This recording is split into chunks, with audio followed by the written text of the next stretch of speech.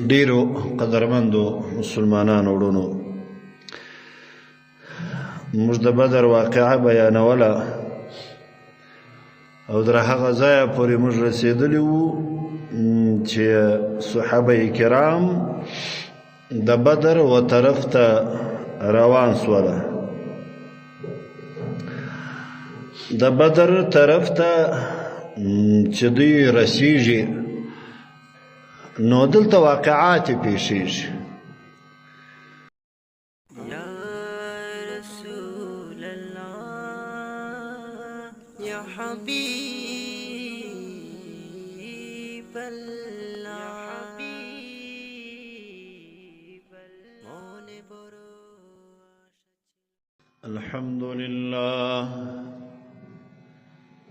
الحمد لله نحمده ونستعينه ونستغفره ونؤمن به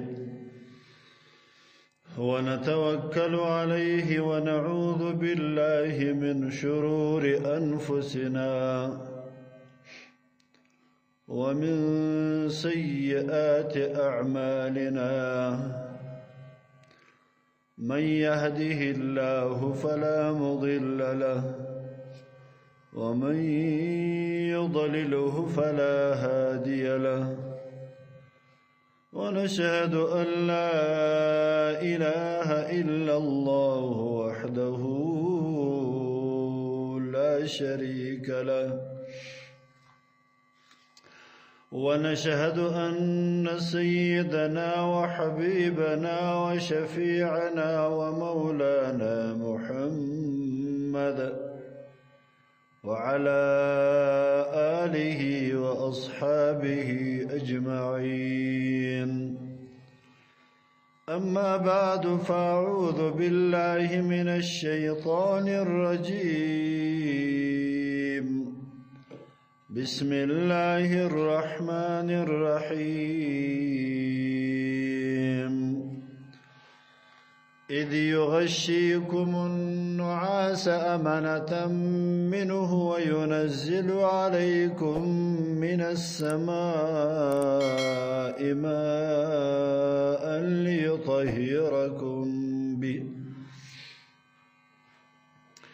ليطهركم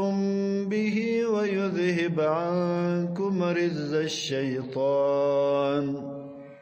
وليربط على قلوبكم ويثبت به الأقدام. وقال تعالى في كتابه الكريم: وإذ يعدكم الله إحدى الطائفتين أنها لكم وتودون أن غير ذات الشوكة تكون لكم ويريد الله أن يحق الحق بكلماته ويقطع دابر الكافرين. هو الحبيب الذي ترجى شفاعته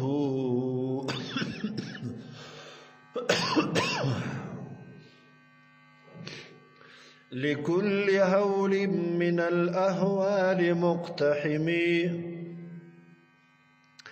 يا رب صل وسلم دائما أبدا. يا رب صل وسلم دائما أبدا على حبيبك خير الخلق كلهم. إن الله وملائكته يصلون على النبي يا أيها الذين آمنوا صلوا عليه وسلموا تسليما. سبحان ربك رب العزة عما يصفون وسلام على المرسلين والحمد لله رب العالمين. درود شریف وایست. اللهم صل على محمد وعلى آل محمد كما صليت على إبراهيم وعلى آل إبراهيم إنك حميد مجيد اللهم بارك على محمد وعلى آل محمد كما باركت على إبراهيم وعلى آل إبراهيم إنك حميد مجيد. ډیرو قدرمندو مسلمانانو ورونو، موږ د بدر واقعه بیانوله او تر هغه ځایه پورې موږ رسېدلي وو چې صحابه کرام د بدر و طرف ته روان سوله. د بدر طرف ته چې دوی رسیږي نو دلته واقعات پیښیږي. ابو جهل سره د خپل ملګرو دا د بدر و طرف ته روانیږي او جناب رسول الله صلی الله علیه وسلم سره د خپل ملګرو دا هم د بدر و طرف ته روانیږي. دغه مابینس کې څه واقعات پیښ شولې. یو واقعه د عاتکه بنت عبد المطلب خوب. عاتکه د پیغمبر صلی الله علیه وسلم اموا د حضرت عباس رضی الله تعالی عنه خور و د عبد المطلب لور و. نو دی یو خوب دی او داسې خوب چې ټول د مکې کفار و بیریدله. هغه داسې خوب کله چې ابو سفیان په دې باندې خبر سو چې پیغمبر صلی الله علیه وسلم سره دا صحابه دا د بدر و طرف ته روان سوي دي، نو یې ژر تر ژره زمزم غفاری دا په کرایه باندې په پیسو باندې مکې مکرمه ته واستوي د دې لپاره چې ابو جهل سره د خپل ملګرو خبر کی چې د قافلې مدد وکړي، د قافلې امداد وکړي. زمزم غفاری د بدر څخه و مکې مکرمه ته روان دی. په دغه شپه باندې خوب ویني. عاتکه ابن عبد المطلب رضی الله تعالی عنها دا خوب ویني. د دې په اسلام کې اختلاف هم شته، څوک یې مسلمانه سوی ده، څوک یې پر کفر باندې وفات سوی ده. دا وای ما داسې خوب لیدی چې یو سړی وي هغه پر اوښ باندې سپور وي او د ابتح وعلاقې ته راورسیږي. ابتح په مکه مکرمه کې د یو علاقې نوم دی، یو ځای دی چې کله و دغه ځای ته راورسېدی د ابتح، نو پر دغه ځای باندې خپل اوښ چوکي او د هغه ځای څخه په لوړ اواز باندې دا چیغې وهي: الا انفروا یا آل غدر لمصارعكم في 3. ای غادرانو، ای غدارانو، د خپل مرګ وځای ته ځانونه ورسوي په 3 ورځو کې. وې دا سړی نارې وي خوب وینم، د خپل مرګ وځای ته ځانونه ورسوي په 3 ورځو کې. او هغه سم پیښه سوله چې 3 ورځ بعد د بدر واقعه پیښه سوله. دی دا ناری وی خلق د مکې مکرمه د کورو څخه پراوځي پر دغه سړی باندې پراټولیږي، شاوخوا پر راګرځي. بیا هغه سړی مسجد حرام ته ننوتی، مسجد ته ننوتی. هم دغه ناری وی خلق په پسې دي. بیا ورسته د ابو قبیس وغیره ته وختی. د ابو قبیس وغیره ته چې وختی د هغه ځای څخه یو لویه ډبره راګیله کړله، یو لوی سخر دی، لویه ډبره د دای راګیله کړل د دې غره څخه. دا ډبره را روانه ده، کله چې د غره و پای ولمنې ته را رسیږي، ډبره د الله جل جلاله په قدرت باندې ذره ذره سوله. چې ذره ذره سوله، د مکې مکرمې داسې کور نه دی پاته سوی چې دغه ډبره دی هغه کور ته نه رسېدلې. په هر کور کې دغه یوه ذره په دې کورو کې وموښتله.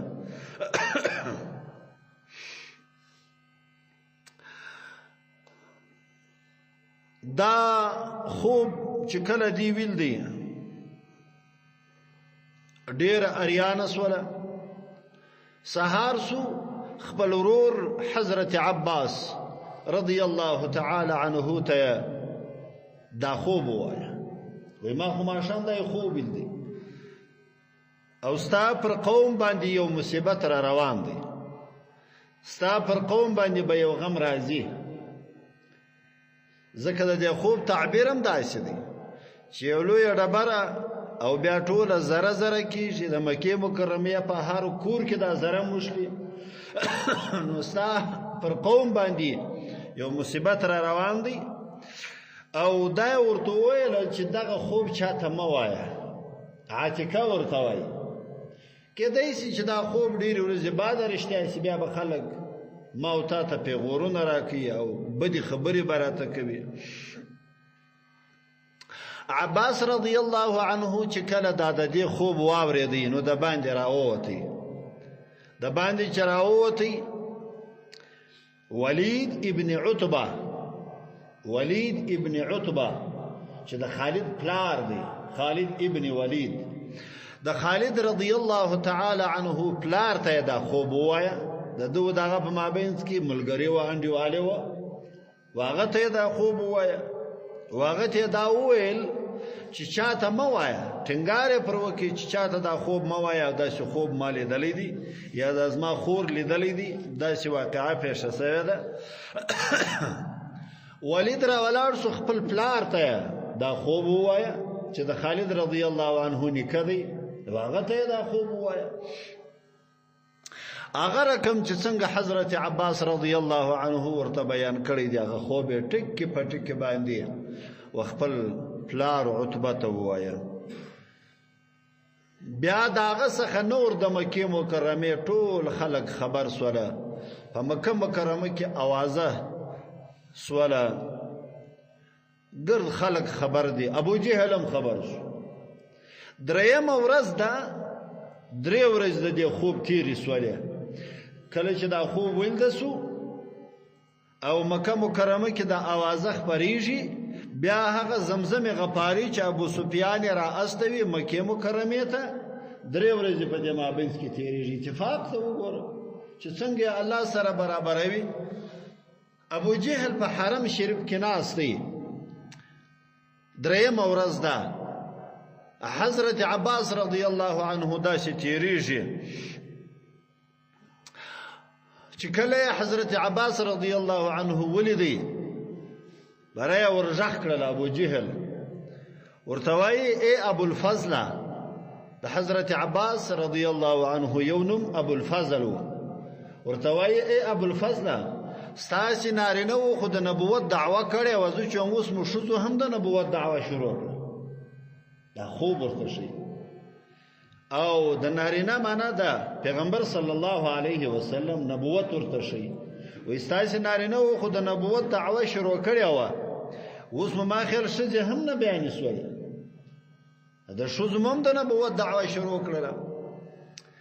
حضرت عباس رضی الله عنه ورته وایي، وایي ما پوښتنه جمع کړې چې څه خبره ده؟ هغه راته ویل چې عتیقې داسې خوب لیدلی دی. ما ورته ویل چې زه په دې نه یم خبر، دا څنګه کیسه ده، څنګه واقعه پیښه ده. ما و دی په دې خبرو کې سره اخته یو، زمزم غفاری په حرم شریف را ننوتی، نارې وهي، چغې وهي، پر ځان باندې کالي یې ټوله څیرې کړي دي. او د اوښ پزه یې پرې کړې ده، دا د دا د وش پزه چې به پرې کړله دا د یو بدې پیښې علامه وه په هغه وختو کې نو یې کالي پر ځان باندې شکولي دي کمیس یې پر ځان باندې څیرې کړی دی د وش پزه یې پرې کړې ده نارې وایي ای قریشو خبر واورئ ای قریشو خبر واورئ ژر ژر د ابو سفیان د قافلې امداد وکړي او هلې قافلې ته ور ورسېږي مرسته یې وکړي ما و ابو جهل دې خبرو کې و د دې خوب چې دا خبرې ملا نه خلاصې کړي زمزم غفاری دا نارې شروع کړلې نو زما و د مکالمه سره ختم سول زما و د خبرې ختم سولې نو په زمزم غفاری پسې سول زمزم غفاری رالی چې کله رالی نو یو قریش ته او ابو جهل ته دا خبر ورکړي چې داسې واقعه پیښه ده او قافله په خطر کې ده صحابه ولار ورته نیولې ده دلته خلق په بیره کې سواله ځکه هلته د خوب اوازه پر ټوله مکه مکرمه وه او دلته زمزم غفاری رالی ناری و چیغې وهي خلق په وهم او په بیره کې سواله د موسی ابن عقبه رضی الله عنه پر روایت کې دا دی چې کله زمزم غفاری مکه مکرمه ته ورسېدی د قریشو په زړه کې د عاتکې د خوب ویره پیدا سوله او یقین ادا سو چې دا واقعه به پیښیږي یو واقعه دا پیښه سوله چې دا د عاتکې خوب دویم د جوهیم ابن صلت خوب دا هم داسې یو ویرون کی خوبو جوهیم ابن سلط بیا خوبینی کله چې ابو جهل خپل قافله تیار کړله نو روان سوله د دوی سره رباب او کباب او ډولونه سروزونه دا ټوله ورسره وه جحفه ورته وایي جحفه د مکې مکرمې څخه چې داسې د بدر پر طرف باندې ووځي جحفه په مخ کې راځي و دې جحفې ته چې کله ورسېدله نو ماښام جوهیم ابن سلط خوب ویني دا هم د دوی سره په لښکر کې ورسره دی د ابو جهل ملګری دی دا خوب ویني و یو سړی پر آس باندې سپور دی او یو وش ورسره دی هغه دغه سړی چې پر آس باندې سپور دی را روان دی راشي و مشته و دریږ او دا ناری وي غږ وکړي چې عتبه ابن ربیعه دا قتل سو مړ سو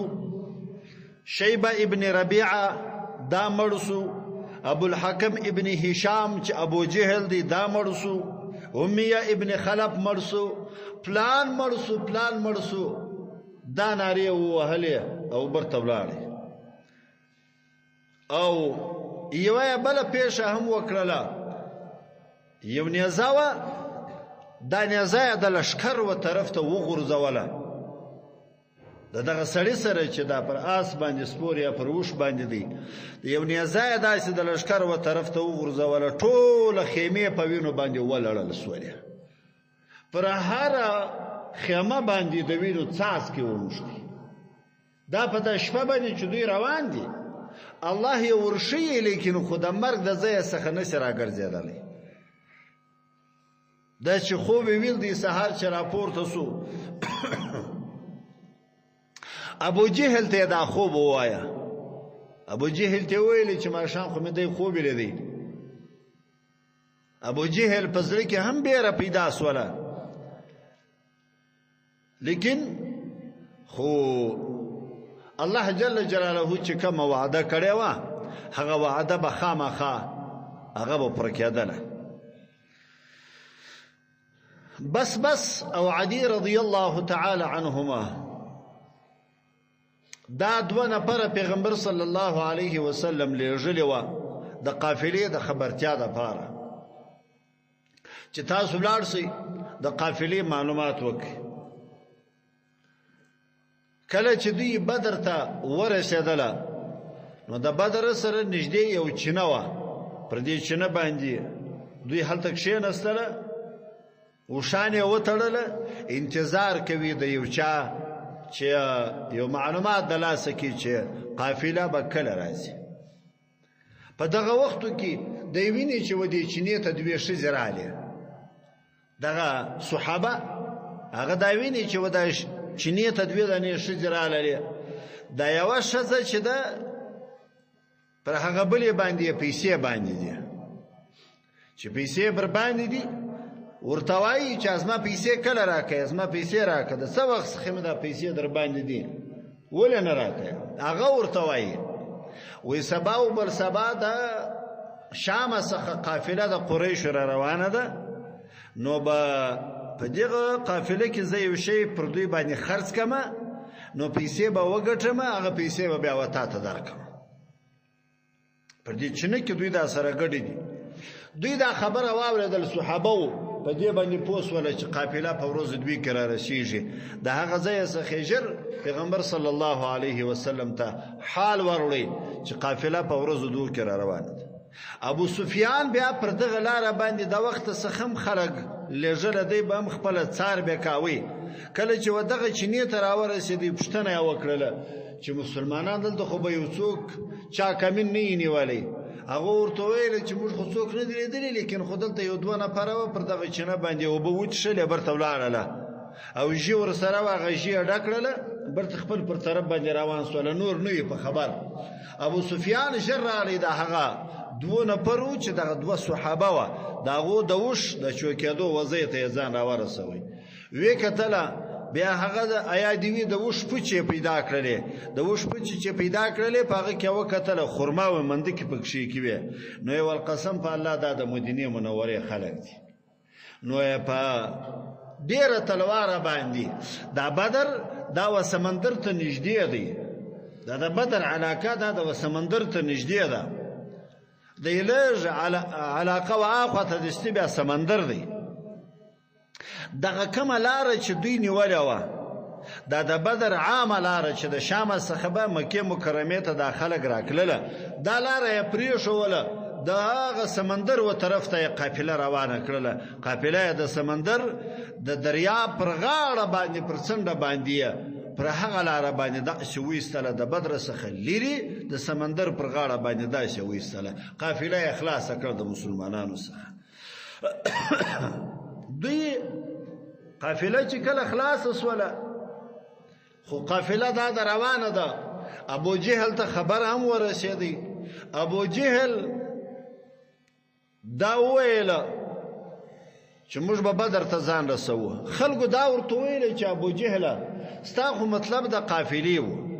چې قافله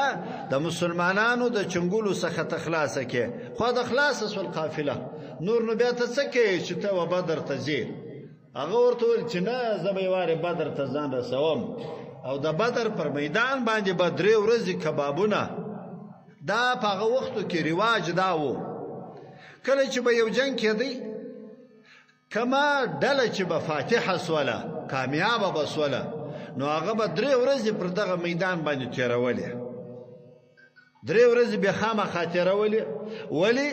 چې دا به و دنیا ته ښکاره کړله چې دا د موږ کامیابه سولو پر دغه ځای باندې مو 3 ورځې تېرې کړلې دا یې د دوی د کامیابۍ علامه وه نو ابو جهل ورته وویله چې قافله خو خلاصه سوله لیکن یوارې به زه بدر ته ځان رسوم او هلته به 3 ورځې موږ خپل کبابونه او میلې او سروزونه وطنونه به کوو چې ټول عربو ته دا معلومه سي چې قریش څومره زورور خلک دي داسې نه وي چې بیا برته بیا خلک په موږ پسې خبرې وکړي او پیغور راکړي چې در نیمې لارې ولاړاست او برته وګرځېدلاست نو دا ګرځېلاو یا خبرې کول دا به بیا پر موږ باندې نه وي د ده خو دا مطلب و چې ځان ورسوي او خلکو ته ځان ښکاره کړي لیکن اصل کې دا و چې الله جل جلاله نه غوښتل چې دی برته مکې مکرمې ته سالم لاړ شي د لاش هغه به په دې بدر کې هغه به پاتې شي او در قیامت به په دې بدر کې د قبر او د ځای به وي د دوی سره یو ابو جهل سره د بني زهره د قبیله اخنس ابن شریق دا دغه بني زهره د قبیله مشر و هغه چې کله دا واوریدل چې قافله خلاص وسوله نو خپل رالی و ابو جهل ته ویل ول راځه چې نور ځو مکه مکرمه ته پیدا نه کوي چې نور مشتسي بدر ته ولاړ شو دور ته ویل ول یا خامخابت نو یې پر خپل ملګرو باندې ژغ وکړي د قوم د بني زهره د قوم دام د ابو جهل سره په دې لشکر کې ورسره و هغه ته ویل ول راځي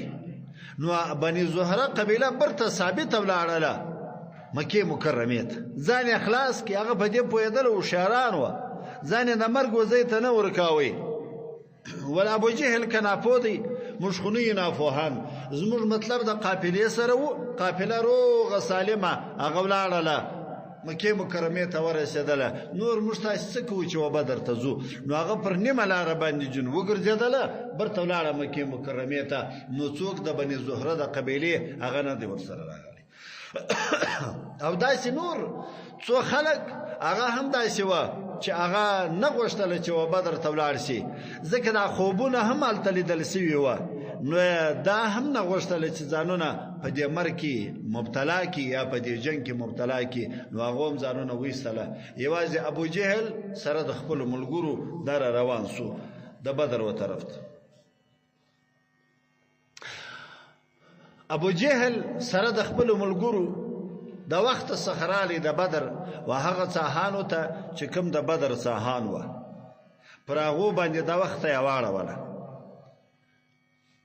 چا څو بپکشي کې په هغه ځای کې په دغه ځای کې واړوله پیغمبر صلی الله علیه وسلم سره د صحابه او چې کله بدر ته راورسېدی نو هغه د اوبو څانان چې و هغه کفارو نیولې و ځکه هغه در مخه راورسېد هغه چې نیولې و اوس صحابه او پیغمبر صلی الله علیه وسلم په داسې علاقه کې واړوله چې هغه ټوله ریګنم زکوه ریګو ټوله او به هم نسته داسې علاقه ده چې هغه د شګلنم زکه ده تګ او مزلم ډیر پکې ګران دي او هغه داسې ریګو چې ډیر نوله د ریګو انسان هیڅ کله مزل نو پکې کولی د غرو مابینځونه دي ټوله الله دې زموږ ته بیا نصیب وکړي چې ولاړ سو دغه علاقه ټوله غرنۍ علاقه ده غټې غټې ډبرې دي او نه انسان مزل پکې کولی شي نه آسان مزل کولی شي نه وشان مزل کولی شي هیڅ شی مزل نشي کولی تورې غټې ډبرې ګردې ډبرې پکې کې دي او دا د بدر خپل د بدر میدان چې دی دا علاقه کې بیا ریګو دا کوم جنگ چې پیښ شوی دی او صحابه چې دي دا علاقه به ټوله ریګو نو کفار دا هغه طرف څخه راغلی و دا طرف څخه کما هغه څانان چې و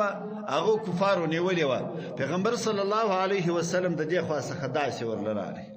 د دې خوا څخه چراله خو په دې شلی دي په دې شلو کې چراله خو هغه څانان و او بچ واغ نیول سوي وي دا دریک طرف چې و هغه د صحابه او خاطفات سو دوی خدا کوشش کوي چې پیغمبر صلی الله علیه وسلم او بو ته ځان ورسوي لیکن خو هغه او به د دوی ولا سنوراله دی خو د بیا څه څانان و کفار بیا دا وکړل چې هغه ټوله سره ګډ کړی و ډبرې ورچولې ټوله څانان سره ګډ کړی و پیغمبر علیه الصلاۃ والسلام د غریق و طرف تراله دیتا چې هغه جبلی ملائکه هم ورته وای پر دغه ځای باندې صحابه واړوله چوایړوله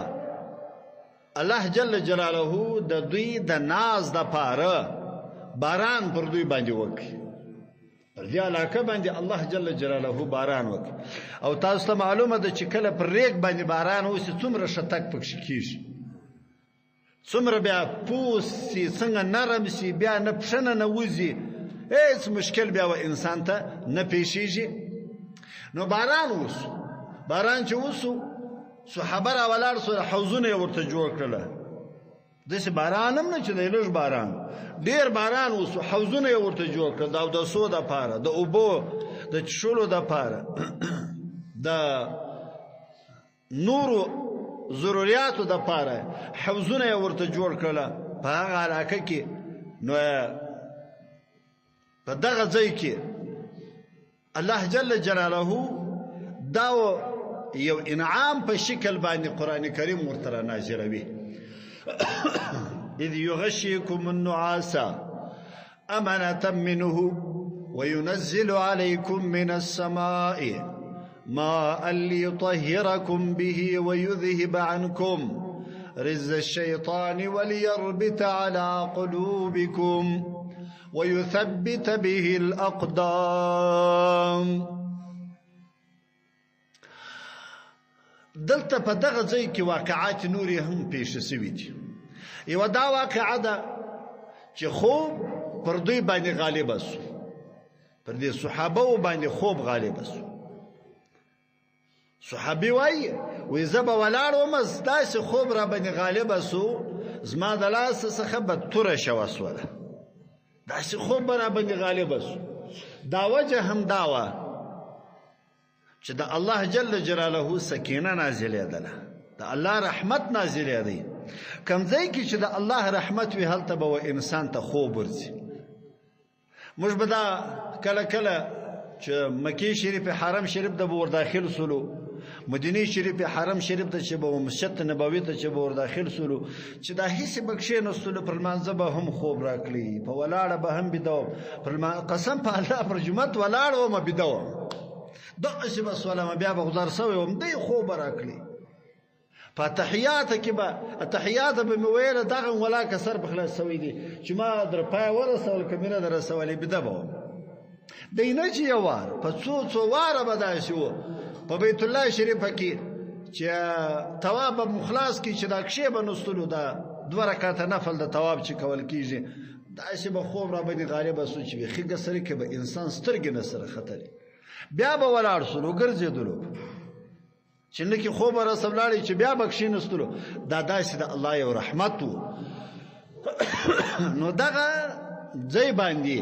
چې دا کوم صحابه دي پر دې ځای باندې د الله جل جلاله رحمت ورېدی. نو صحابه وایي چې زموږ په لاس کې به توره و هغه به د لاس څخه رایله سوله. اذ یغشیکم النعاس امنة، او کله چې و انسان ته خوب راسي هغه د امن علامه وي، د بیرې علامه بیا نه وي.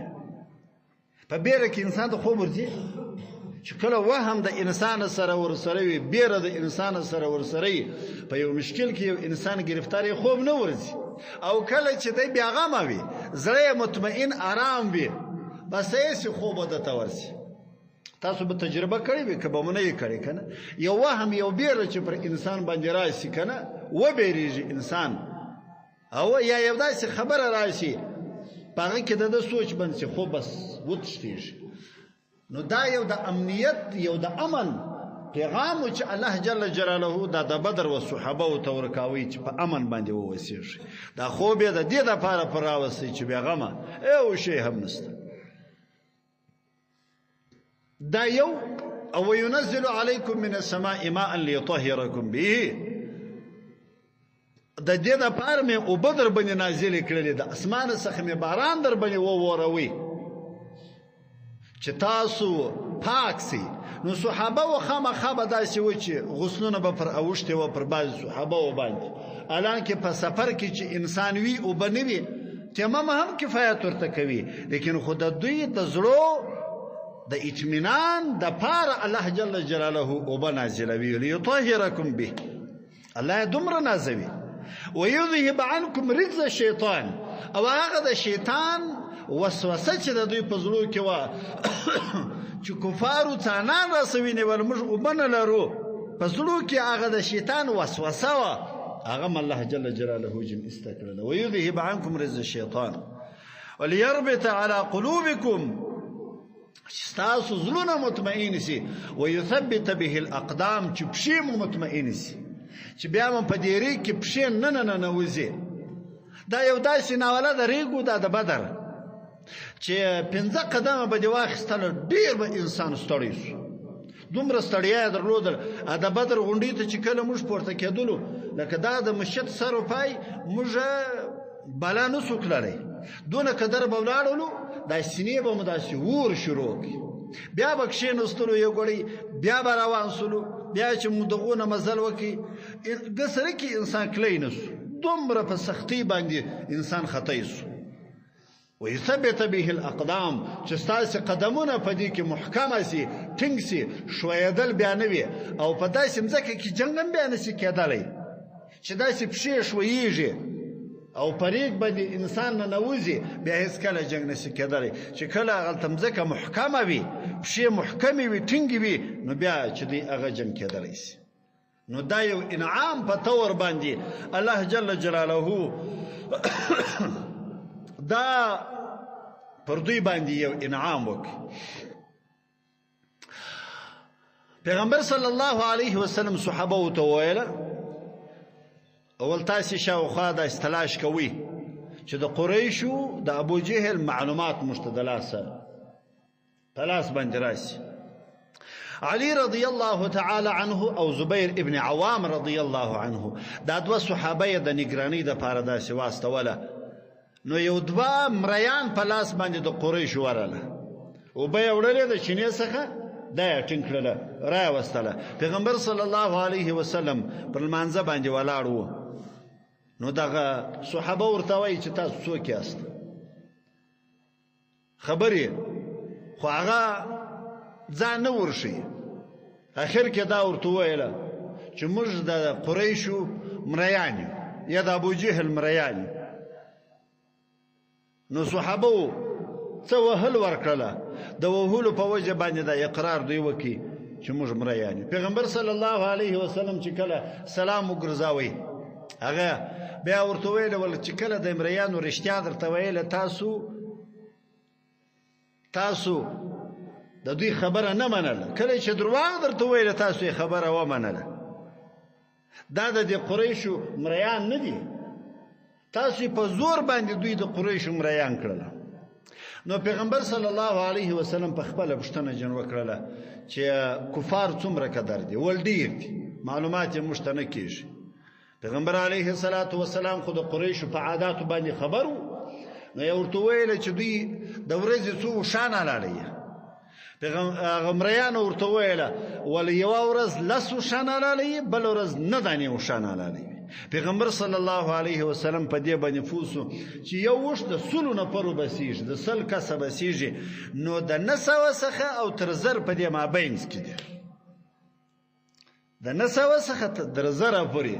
په دې مابینځ کې چې یوه ورځ 9 اوښان بله ورځ 10 اوښان دا حلالیږي نو دا معلومات ورته وسو چې 900 دي بیا د دې مریانو څخه پوښتنه وکړله چې د کفارو مشران څوک راغلي دي په دې جنگ یا و دې بدر ته د کفارو مشران څوک دي هغه ورته ویله چې عتبه ابن ربیعه شیبه ابن ربیعه ابو البختری دی هشام او حکیم ابن حزام ابو جهل دی نوفل ابن خویلد دی حارس ابن عامر دی او منبه ابن حجاج دی سهیل ابن عمر دا مکه مکرمه چې څه مشران دي د دین نومونه ورته واخیستل پلانې مشر دا ټول ول راغلي دي پیغمبر صلی الله علیه وسلم د صحابه او خواته مخ مبارک راواړوي ورته ویله ول مکه مکرمه خپل د زړه ټوټې و تاسو تر غورځولې دي دا ټول ول د مکه مکرمه د زړه ټوټې دي معنا دا ټول مشران دي نو دا مشران ټول راغلي دي نو دا به په دغه علاقه کې چې دی هغه به دوی ختمیږي صحابه چې کله دا خبره واورېدل د پیغمبر صلی الله علیه وسلم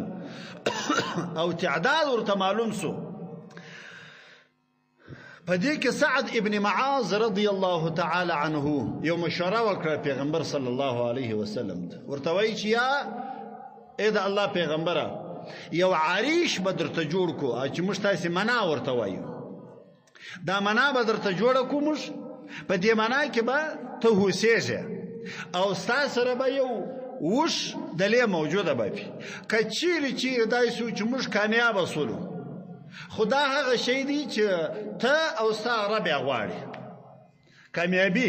دا هغه شی دی چې ته او ستا رب یې غواړي، خو صحیح خبره ده د کامیابی په صورت کې به خوشحالي وي. که بالفرض والتقدیر خدای نه کرده موږ ناکامه سولو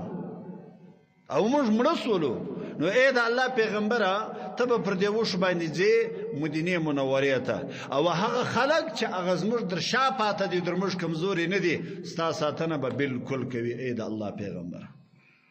دا د انصارو صحابه څخه سعد ابن معاذ رضی الله عنه دا یو انصاری صحابه و، پیغمبر صلی الله علیه وسلم ته داسې مشوره ورکوي. مشت عریش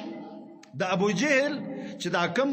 دی مردار سوی دی په دې سا کې پروته د دی اخواته دلته مشت عریش ورته وایي کیږي. اوس یو ډېر ښایسته مسجد پر جوړ کړی دی، ښه د اوبو انتظام و دا او داسه هر څه یې ورته برابر کړي و، ښایسته مسجد و. الله جل جلاله مشته د 2 رکعاتو نفل وخت هم راکړي چې موږ په دغه کې اودسونه مو وکړل، 2 رکعاته نفل هم په دې کې وکړل. نو د الله پیغمبر صلی الله علیه وسلم دا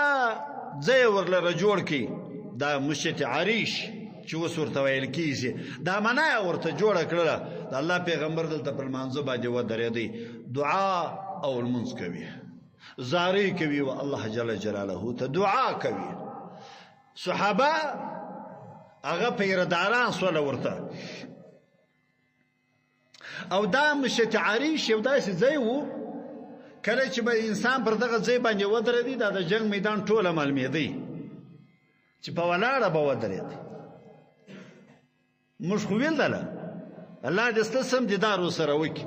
کله چې موږ به پر دغه لوړ ځای باندې ودرېدلو، دا لاندې د جنگ میدان دا ټوله معلومېدی، او چې کله به کښېنستلې بیا نه معلومېدی، په ولاړه باندې معلومېدی. د جنگ میدان داسې لږ کښته و. نو دا علاقه داسې ځای و چې پیغمبر صلی الله علیه وسلم ته خوښه کړله د دې دپاره چې د میدان څخه د جنگ لرې هم دی، دوی ژر نشي در پسې را رسېدلی. کفار که چیرې وغواړي چې مثلا په تا پسې راشي، او بل د مسلمانانو و شاته یې ته کافران چې دی و طرف ته دي، ته به و دې طرف ته د مسلمانانو و طرف ته یې، مسلمانان به ستا او د کفارو په مابینځ کې وي، دا به سپر دلته وي. او بیا به تا ته د جنگ میدان هم معلومیږي ټوله، چې کله ته وغواړې چې و جنگ ته وګورې، صحابو ته وګورې او کفارو ته وګورې، دا د جنگ میدان به ټوله تا ته معلومیږي. پیغمبر صلی الله علیه وسلم ورته وویل چې صحیح ده. نو دلته دا مسجد عریش ورلره جوړ کړي، دا ځای ورته جوړ کړي، معنا ورته جوړه کړله. په دغه ځای کې په دغه ځای کې انس رضی الله عنه او عمر فاروق رضی الله عنه دا وایي چې دلته پیغمبر علیه الصلاة والسلام لمونځ وکړي، بیا د لمانځه نه بعده موږ یې روان کړلو ول راځئ د جنگ میدان ته یې بوتلو. د جنگ میدان ته چې شوه کړلو، ویلې ول پر دغه ځای باندې به پلانې وژل کېږي، پر دغه ځای به پلانې وژل کېږي، دا د پلانې د مرګ ځای دی، دا د پلانې د مرګ ځای دی. جنگ نه دی شروع سوی، سبا جنگ شروع کېږي. ابو جهل سبا مري، لیکن رسول الله صلی الله علیه وسلم اوس عمر فاروق و انس رضی الله عنه صحابه وته د مرګ ځای ورته ښیي چې دلته به ابو جهل مرداریږي، دلته بابل کافر، هلته بابل کافر، هلته بابل کافر. هغه صحابه وایي قسم په الله چې کوم رسول الله صلی الله علیه وسلم مشته د کفارو د مرګ ځایونه وښوله، ذره قدر هم تبدیل نه وبخښي، قسم په الله پر هغه ځای باندې دوی مردار پراته وه. دا بله ورځ د الله د پیغمبر په خبره کې خو هیڅ شک نشته، قربان تر جناب رسول الله صلی الله علیه وسلم. ځایونه یې راته وښوله او شپه سوله، ټول صحابه بیده سوله، یوازې جناب رسول الله صلی الله علیه وسلم ویښ شو. تر سهاره پورې پر دې صحابه باندې ګرځېدی، پر خپلو ګلانو باندې ګرځېدی چې څوک نقصان او تاوان ورونه رسوي. تر سهاره پورې پیغمبر علیه الصلاة والسلام سهار چې سو سهار د جنگ تیاری وسو د جنگ میدان برابرېږي کفار یو طرف ته لشکر برابروي مسلمانان بل طرف ته پیغمبر صلی الله علیه وسلم قومندانی کوي ابوبکر ورسره عمر ورسره صحابه ورسره ډېر لوی صحابه کرام ورسره دي جنگ میدان چې کله برابر سو پیغمبر صلی الله علیه وسلم مسجد عریش ترازی او دلته دعا غواړي د الله جل جلاله څخه زاري کوي ننواتي کوي ورته وایي چې یا الله جل جلاله دا صحابه ستاد دین د فار جنگیږي ستاد اعلا کلمت الله د فار جنگیږي یا الله کته دا وایي چې په دنیا دی هیڅوک ستانم یاد نکي بس خدا مړکه دا څه کسان چې ما سره امړکه او کدا غواړي چې الله ستاسو دین دنیا ته ورسیږي الله کامیابی ور پر نصیب کا د اسمانه څخه پر دغه غره باندې چې جبل الملائکه ورته ویل کیږي درې زره فرشتي د الله جل جلاله له طرف د پیغمبر صلی الله علیه وسلم د صحابه او د امداد لپاره راځي جبرائیل علیه السلام په خپل ورسره او جړل غوټه تړلې ده تور په لاس کې شملې دواړي و شا طرف ته اړولې ډېر فرشتي ورسره جړې لنګوټې تړلې دا و دې جنگ تر شو کیږي او د جنگ میدان هغه پر بل طرف باندې اړوي جنگ کوي او کفار د مابین څخه باسي او یا نفر مرداریږي صحابه بداویله ول چې موږ بکله د توري واري پر کاوي چې به مکتله د سر به بیا غوټ پریو موږ به څوک نه ویلې دي چې چا پرې کوي ول دا کافر سر به پریو لیکن خو موږ څوک نه دی لیدلی چې دا څوک بعضو به بیا دا ویله چې جړې لنګوټې والا خلک به وه داسې جنګونه به کوله خو قسم حالات په دې کې راغله دا د روژې مبارکې میاشت وه د روژې په میاشت کې الله جل جلاله دا لوی امتحان یا دا لوی جنگ دا پر دې صحابه باندې الله جل جلاله راوستي او الله کامیاب کړل الله جل جلاله دې همیشه مسلمانان کامیاب لري او الله دې همیشه کامیاب کړي دا د اسلام هغه اولنی جنگو چې پر دغه مځکه د بدر باندې وسو وټول عربو ته دا اوازه خبره سواله چې مسلمانانو د قریش سره دومره لوی مقابله وکړله او یا نفر د دوی څخه هغه په بند باندې بندیان سواله او یا نفر چې هغه مردار سواله دغه مشت عریش د چپه بغل و طرف ته دلته څاو په دغه څا کې وسم هغه څا موجوده دي خلک ورسي پر دغه څا باندې لوی ډبرې پرتی دي بیا یو څو ډبرې یو ډبره پر بل باندې دا شو وولي د تبرک د پاره ورزي چې ابو جهل او اویا نفر یو دغه څا ته واچوله د جنگ د میدان سره ټول کړل راوړل و دغه څا ته واچوله او بیا ډبرې په سور واچوله و چې دا اجان زیال ته چورسي نو بس په ډبرو باندې ولي وسم هغه څا د ډبرو څخه ډک دي دا شکشنی دیواله پر ګرځولې دي چار طرفه معلوم ځای دی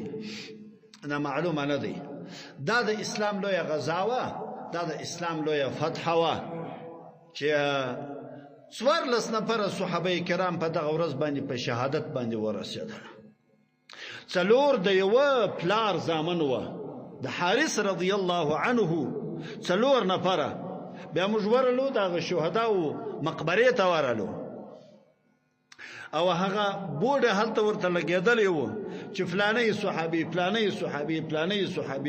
صحابي څوارلس صحابه کرام په دې ورځ په شهادت باندې رسیدلې و سبحان الله نیم سو کفار و او 314 مسلمانان و الله کامیابی ورنصیب کړله ولی عقیده او ایمان یقیني پر چا باندې و الله جل جلاله باندې الله دې همیشه مسلمانان کامیاب کړي